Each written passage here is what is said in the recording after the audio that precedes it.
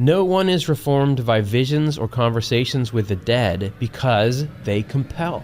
It's funny, the mental image that came to mind is that when you go for a walk in the woods, sometimes you see deer, running away from you, especially if you're in the evening or the early morning or something like that. I always thought, gosh, those deer just love running. They're always running. They hate running.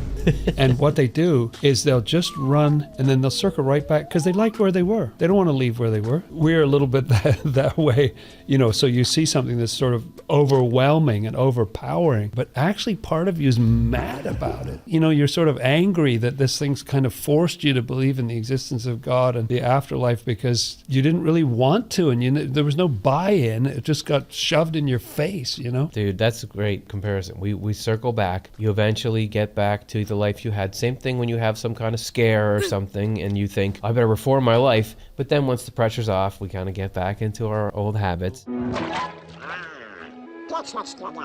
But this is incredibly valuable, the explanation here. If you had some conversation with the dead that forced you to believe in life after death and forced you to believe in a certain picture of the afterlife, what does it disrupt? Two things. Your rational functioning. So you no longer are figuring things out for yourself, which is a default mode of life that God intends because that's what a free being needs to do, is go and figure out life for themselves. And it hems in our evils. So part of what's going on through divine providence is we have tendencies toward evil, and also throughout our life things we've glommed onto that we love and have practiced that are evil. God wants us to be in heaven. So heaven is the rejection of those evils and a love instead of what's good. When you're in this state of compulsion from some kind of miracle or something, you no longer can have your evils reformed because you're not choosing in freedom to reject those. Yeah, it seems like an atmosphere of freedom is needed for these things to come up to the surface. I mean, it's horrible, isn't it, to be all rattled, like if somebody forces you to make a decision immediately. You've got to decide right now. What you want is the time and the peace. You notice when judges are making their decisions, it always amazes me that they'll say, okay, I'll make a decision in 4 months, Yeah.